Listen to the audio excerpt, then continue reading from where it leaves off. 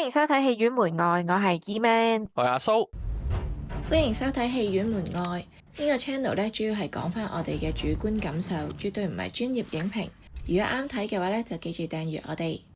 今次我哋要拆解2026年影壇最震撼，亦都係爭議性最大嘅作品啦，由 Christopher Nolan 執導嘅全新巨作 Odyssey。冇錯啊，好多人以為咧入場咧就好似戰狼300嗰種 CG 爆谷片啊，但係路蘭咧今次做咗個神級嘅魔改，將荷馬史詩變成一場老兵嘅 PTSD 意識流贖罪之旅。雖然咧網絡風波不斷啊，但呢套戲嘅評價其實係極高嘅，爛番茄嘅影評人咧就開出咗97%嘅超高分啦，觀眾嘅口碑咧都有96%，而 Letterboxd 呢啲極為嚴苛嘅影迷網站咧滿分係5分，佢都俾出咗4.7分嘅成績。之所以會咁高評價咧，其實星光熠熠嘅主演陣容啊，絕對係其中一個關鍵啊！佢將嗰種戰後創傷咧刻畫得好好啊。Penelope 就係由 Anne Hathaway 飾演，佢嘅演技咧十分之有層次。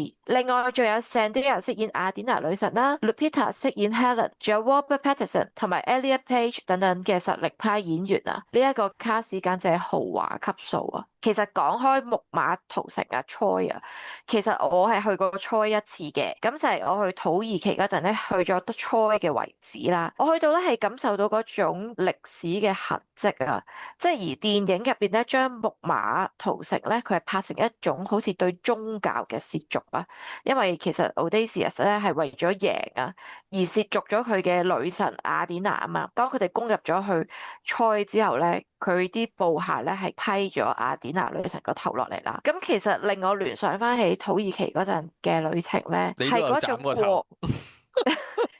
即係俾人哋試斬頭係咪？恐怖啊！你講到，咁其實你去到現場，你會感受到嗰種過幾千年歷史嘅底蘊啊，嗰種文化咧係好濃厚嘅。而我去土耳其其他嘅遺址咧，係真係會見到有好多希臘嘅人像咧，一方攻入另一方嘅時候咧，咁佢哋就係一定會毀壞佢哋神像啦，唔單止係神啊，亦都係可能本身嗰個城嘅君王嘅肖像嚟噶嘛。佢哋最簡單嘅破壞方式咧，好多時就係唔係批成個頭咯，其實畫翻個樣或者批個鼻咧，已經做到同樣嘅效果啦。咁小學雞嘅，講到佢哋唔係嘅，佢哋係其中一個儀式咯，你當係。咁我哋講翻個故事先。其實咧要還原呢一個史詩嘅框架咧，故事啊講述 Odysseus 咧就喺長達多年慘烈嘅木馬戰役之後咧，佢咧完咗啦，佢就想帶部隊翻返去佢嘅故鄉啦。理論上咧返航咧其實只需要幾個星期啦，佢攻陷完呢個特洛伊城之後咧，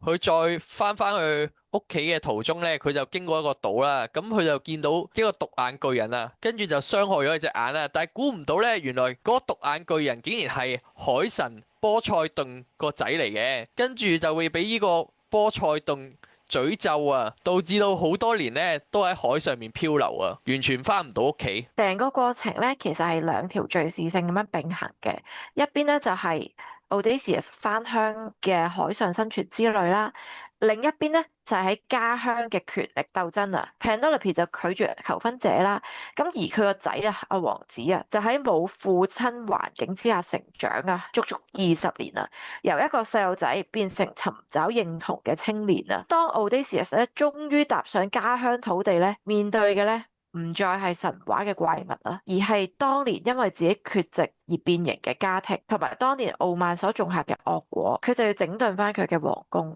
咁呢一套戲咧，你覺得點啊？我覺得成件事就係史詩式嘅電影啦，咁你睇得出其實佢係同魔戒啦，同埋有少少似權力遊戲嘅電影版咯，即係成件事你都好投入翻我嗰個故事背景啊，你覺得咁啊主角咧究竟係點樣可以翻到去咧？即係你有個追看性，你會睇到啊主角原來經歷咗好多嘢。即係沉澱完，你發覺嗰個角色係有成長嘅，跟住佢成長完之後，佢唔係用武力解決一切啦，咁佢會用腦嘅，佢就話因為宙斯嘅法則嘅問題，我哋之後會解釋下宙斯嘅法則係咩啦，咁佢就唔可以用武力嚟解決，又或者策略嚟解決。嗰班求婚者，所以我覺得其實幾好睇嘅成個節，跟住路蘭又有非線性嘅敘事方式啦，咁成個剪接都完全唔覺得混亂，真係好清晰嘅，俾人感覺上個時間點啊同埋啲故事都好清晰，同埋佢背後佢又講咗，我自己覺得係講緊退伍軍人嗰種好難從投翻社會嘅感覺咯，即係有一種迷惘啊，即係就算翻到嚟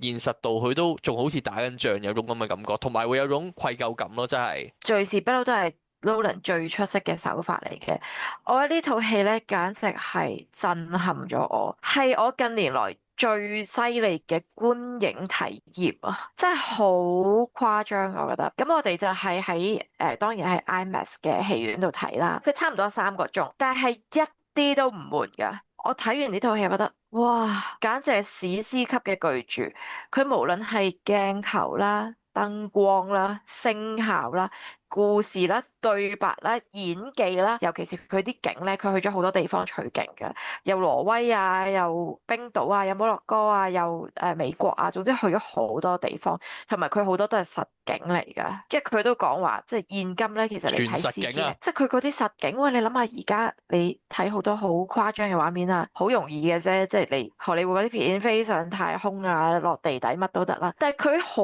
堅持咗實景拍攝咧，我覺得係好值得 respect 啊！即係你諗下個咁苛刻嘅條件，你去都辛苦啦，你仲要演嗯，戲，你仲要帶成條 crew，你仲要所有器材。我哋睇嗰啲訪問咧，佢仲要講嘅話，譬如有啲爬上船想逃走嗰啲畫面咧，係真係要個演員咧夾硬咁樣好用力咁樣爬上去，因為 Christopher Nolan 就係追求嗰種真實感。哇，嗯，好犀利啊！我覺得睇緊嘅時候，我首先係好似坐緊喺嗰架船度咁咯，即係佢嗰種閃光燈閃到你隻眼好唔舒服啊，暴風雨啊啲聲啊，熬嚟熬去啊，係睇到真係有啲辛苦，但係辛苦得嚟好正啊！真係呢一套戲簡直係哇史詩級噶啦，真係冇得好講啊！所以一定要入場睇同要入去 IMAX 戲院度睇係最好噶啦。Overall，我覺得係。佢仲有入邊有好多意義係我哋會感受到啦，佢反戰嘅意味咧都係好強烈啦，即係換一換個觀點角度嚟睇咧，你成件事就係調翻轉噶啦。你喺 Odysseus 身上咧，你就會覺得啊，佢一定要贏啦，佢要打敗啲敵人啦。但係其實你將佢反一反啊，你只係反翻去城內嗰啲人啊，你就會覺得呢條友係幾咁衰啊！好無奈你竟然係咯，係咯，你利用無啦啦俾人雅典哋殺。娜係啊，大家共同嘅信仰，你話獻呢個馬俾我哋。跟住你原來入嚟屠城嘅，你仲要入嚟做咁多奸淫擄掠嘅嘢，你仲有 Odysseus 去唔同嘅島啊，其實你所謂借啲物資嚟啊，你咪就係強迫人哋俾你，就算去女嗯，巫嗰個島都一樣。係啊，我哋之後都會有大量嘅劇透啦，如果觀眾未睇就記住入場睇咗先聽我哋影評啦。都講到呢度，係啊，講到咁跟住，呢度啦。咁你譬如你去女巫嗰度，你夾硬逼人哋俾啲嘢食你啊，人哋唔俾啊，你咪就係會搶，其實都係做緊啲好衰嘅嘢。咁喺呢一套戲入邊咧，都有反思翻嘅。最好嘅就係角色有成長啊。Odysseus 佢嘅傲慢，佢嘅強勢就係導致咗好多錯誤發生啊嘛。即係佢本身逃離咗巨人嗰個島嘅時候，你根本上唔使臨尾就攞翻去美彩，又喺度射翻箭。向人哋係啦，你又激到人哋嬲啲咁樣。係啊，即係好多種種嘅因果啦，同埋入邊我都有啲感情位，我覺得係做得好好啊。我有喊到，你知唔知我喊喺邊個位啊？阿媽同王子。絕對唔最尾係啊，係有結局啊，啲最尾結局。有有啲九唔搭八嘅，就係 Odysseus 佢翻去自己個鄉下咧，佢見到自己隻狗嗰下，我喊咗啊！佢入邊講過一句咧，就係話養豬個僕人咧，有講話，其實好少有狗咧係可以生存多過20年嘅，就因為佢嗰隻狗等咗佢超過20年啦，終於等到佢翻嚟，一聞一聞陣味咧，就覺得啊，我終於等到你翻嚟啦，嗰種但係死忠心，咗喎。終於嗰種哇，所以令到我好感動啊嗰啲位。所以我覺得呢一套戲係冇乜細節係會有浪費到咯，即係譬如佢嗯，有好多嘢一開頭擺咗出嚟就係話射箭嗰個通過20把斧頭一個試煉，去到最尾又有用翻啊，跟住又同個老婆講話啊，我哋不如一齊向住太陽嗰個方向一齊走啊，最尾又用翻呢一個橋咁樣，我覺得所有嘢都係做得好好咯。咁當然。好多人都會話 DEI 嗰個嘢好討厭，其實 嗯，DEI 咧我自己咧都係有少少反感嘅。咁我哋之後再講佢 DEI 嘅部分啦。但係我覺得係冇影響到套戲，係啊，至少睇完套戲之後覺得。咁之後咧就真係極度劇透啦，因為我會講一講翻故事嘅時間線啦。如果未睇嘅觀眾咧，就即刻入場睇完先睇翻我哋嘅影評啦。咁其實咧最主要就係想講翻，即係都依稀記得啦，因為都唔係話。我哋就只係睇咗一次就即刻錄呢個影評啦，咁大家可以幫我補充啦。咁佢嘅返韓之旅咧，其實就經歷過好多嘅關卡嘅。咁首先啦，就係遇到呢一個海神之子獨眼巨人嗰度啦，就係第一關啦。嗯，跟住之後完咗第一關激流激嬲咗海神啦。去到第二關咧，就去咗一個島度，島度咧就有一個喊緊嘅細路仔啦，跟住之後就引咗好多鋼鐵嘅巨人出嚟，就俾人屠殺啊，趕上船啊，跟住又見到自己走得甩，跟住自己好多部下都俾人哋捉走咁樣啦。跟住之後第三卡咧就係去咗一個女巫嘅島啊，就係佢同啲部下咧就有分歧啦，啲部下就話啊，你留喺度啦，我哋去有煙嗰度攞嘢食啦。咁但係最尾咧就係啲部下就變晒豬啦，呢個女巫島啦。去完女巫島之後咧，第四個關卡咧就去咗冥界啊。去冥界嗰度就揾翻司木啦，司木就係 Elliot Page 飾演嗰個啦，同埋見翻佢以前個阿頭，了解到好多來龍去脈啦。之後去完冥界就預言到之後會發生咩事噶啦。去完冥界咧就去咗經過海妖啊，攞啲蠟塞住隻耳仔咁樣啦，就過咗呢個試煉啦，得一個部下犧牲咗嘅啫。之後咧就去到人生嘅抉擇啦，因為佢揀，如果我揀咗巨大嘅漩渦嗰條路咧，就會全軍覆沒；如果我揀咗好狹長嘅路咧就會有海怪，但係就會有6個部下死咗啦，咁就揀咗嗰條狹長嘅路啦。咁然之後咧就去到太陽神嘅牛島啦，佢都同啲部下講咗話：你哋千祈唔可以食啲牛啊，你食咗你哋全部就會死噶啦。但係最尾大家都知啦，悲劇發生咗啦，佢啲係啊，真係忍唔住咁樣啦，跟住就激係啦，跟住就。最尾就全軍覆沒啦，佢自己就好彩啲，就飄咗去一個食蓮花嘅島，就遇到一個佢嘅有個靚女啦。嗰個靚女咧就係咁餵佢食蓮花，咁佢就唔記得咗好多嘢，唔記得晒啲老婆，唔記得晒個仔咁樣啦。之後咧去完個食蓮花嗰個島咧，佢就真正翻鄉下去復仇啦，趕走啲求婚者，成個歷程大概就係咁樣啦。咁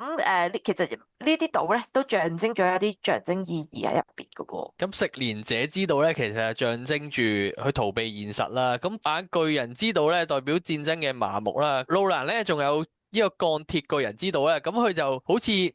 啲冷血嘅戰爭機器咁樣啊，即係不停喺度殺人。哇！嗰時咧睇到好誇張啊，即係原本士兵其實應該都有少少反抗能力嘅，但係完全咧即係俾人撳住嚟打，完全冇諗住反抗啊！佢哋真係。跟住咧佢。啱啱講到嗰個食蓮花之道咧，就係有啲蓮花咧就令人忘記呢個憂愁啦。咁其實佢象徵住咧就係逃避啦，同埋麻木自己啊。咁佢現實上就係啱啱打完仗嘅士兵咧，通常打完仗咧都有種創傷後遺症啊，融入唔到去現實度，佢就會可能咧翻到去社會咧，佢都會聽到有啲炮彈聲啊，啲流彈嘅聲音啊。即係其實好多軍人都係咁樣啊。跟住獨眼巨人之道咧，就係個巨人咧就得一隻眼啊嘛。咁其實象徵住戰爭嗰時咧，人類其實好麻木咁樣咧，同埋好傲慢，完全睇唔到。你見到佢咧，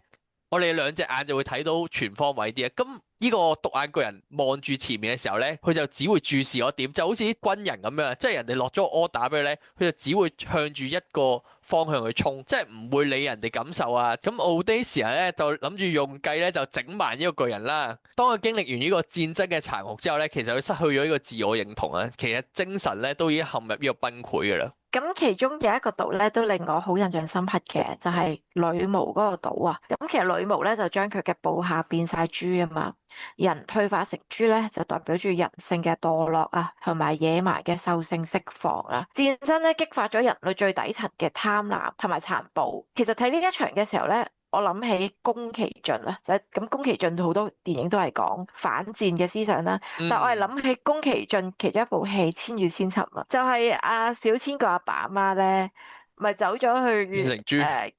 啊，係咁偷食人哋啲嘢，食到變成豬咧。其實同呢度咧好似咯。我唔知宮崎駿係咪睇咗《荷馬史詩》入邊嘅呢一個橋段諗出嚟啊，好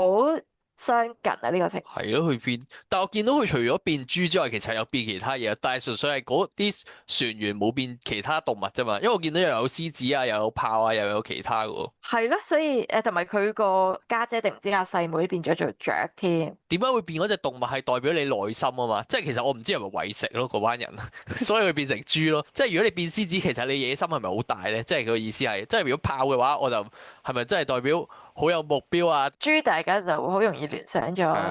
貪食啊、貪心啊呢啲位咯，就好似《千與千尋》入邊一樣。另外就有個啱啱講翻啦，鋼鐵巨人島啦，咁你一嚟已經睇到係一個好巨大啦，即係直情係嗰班士兵身高差唔多，好似有3倍咁多，跟住佢哋啲鋼鐵巨人咧一下一斬就斬死晒啲人咧，跟住你見到有個位原本啲士兵喺度走啦，跟住向啲樹嗰啲咧，跟住原來有啲荊棘咁困住咗佢，後面咧又係嗰啲鋼鐵巨人，跟住兩邊咧嗰班士兵根本就走唔到啦，跟住俾人圍剿啦，其實有少少現眼報咯，即係有少少，所以咧你完全睇得出係即係代表翻佢之前木馬屠城嗰個位咯，即係佢哋又係其實咧，唔理人哋感受嘅，總之往死裏屠殺。其實我反而覺得係利友啊，即係嗰個小朋友咧就係一個利嚟噶啦，就好似木馬屠城嗰隻馬咁啊，係一個利嚟嘅哦，人引你過去啫，都即係你似都似，覺得啊冇乜事嘅，冇事嘅，等你行埋啲，跟住就先衝出嚟嗰種咯。即係其實係伏兵嚟嘅，一早已經想打鑊你嚟嘅啲鋼鐵巨人係咧，你咁諗就係、係，即係你乜人一上到嚟就即都幾得意打咯。嘅。跟住另外我最記得就係嗰個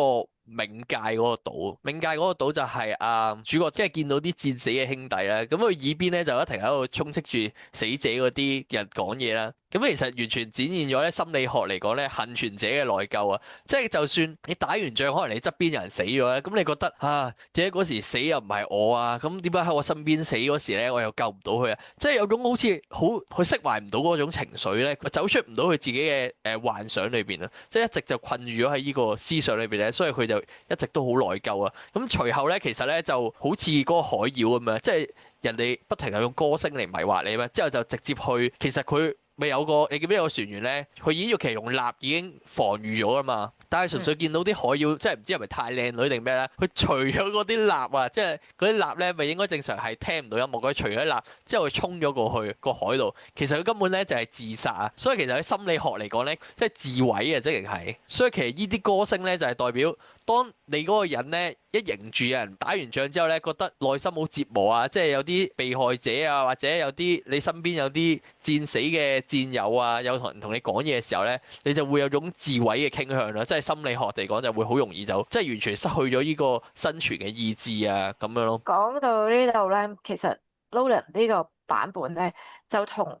傳統嘅荷馬史詩入邊嘅故事咧，有一個位咧就幾唔同下嘅。眾神嘅形象咧係真係實體化出現嘅，直頭咧係兩派神咧係分咗兩派添啊！有啲咧就係幫特洛伊城入邊嘅人，有啲咧就係幫主角嗰邊嘅人，兩派神係鬥爭嘅。跟住同埋佢哋係真係打仗嘅時候咧係會落埋去嘅現身嘅，或者咁勁。海神海神係。個形象化係真係出現咗，即係唔係得啲風啊雨啊咁樣嘅。咁反而咧喺電影入邊咧，除咗雅典娜女神係真係有一個人樣出咗嚟啦之外咧，其他眾神咧就冇一個真人出現嘅，更加似係主角入邊嘅心魔，冇以一個真人嘅形象化出現咯，就係變咗自然嘅景象咯。咁另外咧，雅典娜同埋呢個宙斯嘅法則咧，原本喺神話嚟講咧，佢應該係一路咧就同呢個主角開外掛嘅智慧女神雅典娜咧，咁喺路蘭嘅鏡頭路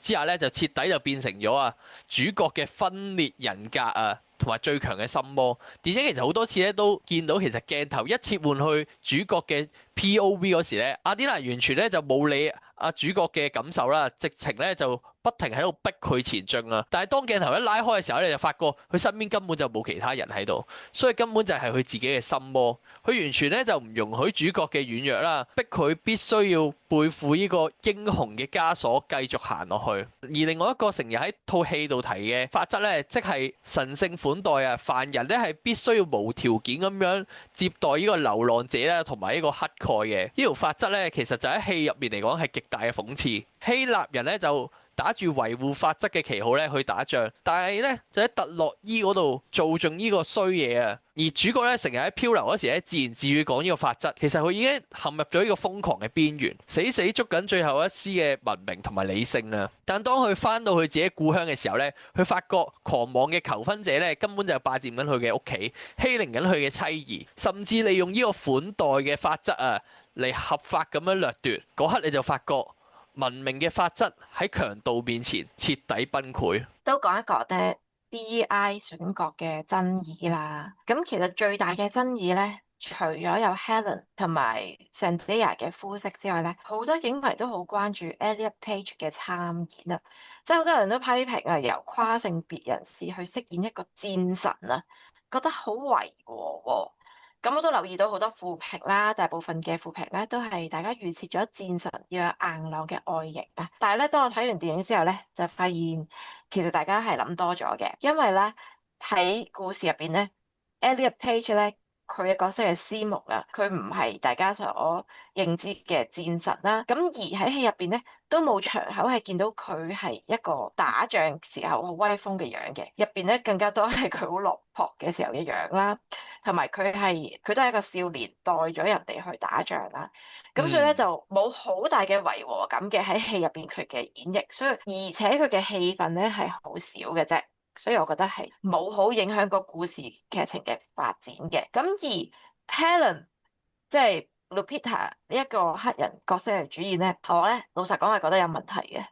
因為本身 Helen 咧佢係一個大家認知啊希臘人最靚啊，女神啊，最全靚啊，全傾國傾城啦嘅女人啦，大家都話有過千隻船艦啊，為咗佢而打仗啊，連戰爭都係因佢而起啊嘛。但係真係好冇說服力嘅，即係我先唔講佢黑人呢一個 point 先，係因為首先我唔覺得 Lupita 好靚啦，咁而佢點解大家都咁着重係需要白人去演咧？係因為根據荷馬史詩去記載咧，咁佢都有嘅，佢係一個。即係首先頭髮好閃耀啦、金髮啦，同埋大家形象佢係皮膚好白噶嘛，即係佢入邊都有講過好似 white hands 啊，但係佢係有少少象徵意義嘅，即係 white hands 唔一定講白皮膚嘅，但係都係講佢係一個富家嘅形象，係唔需要出去曬黑啊，唔需要做好多粗活啊咁樣啦。咁大家形象佢首先唔一定唔係黑先啦，咁而 Lupita 所以我覺得係絕對唔係一個適合嘅人出去飾演啊，即係佢係好戲，但係佢個外表形象真係唔啱啊嘛，即係有時啲嘢就係你要講佢哋 match 到個角色啊嘛。咁不過好彩嘅係醜化咗佢。呢一套戲入呢套戲入邊，首先醜化咗佢先啦，佢毀咗一半肉啦，而且佢好少嘅就係佢嘅着物，所以佢咧唔係好影響個劇情嘅走向㗎，冇話好大嘅影響。好彩地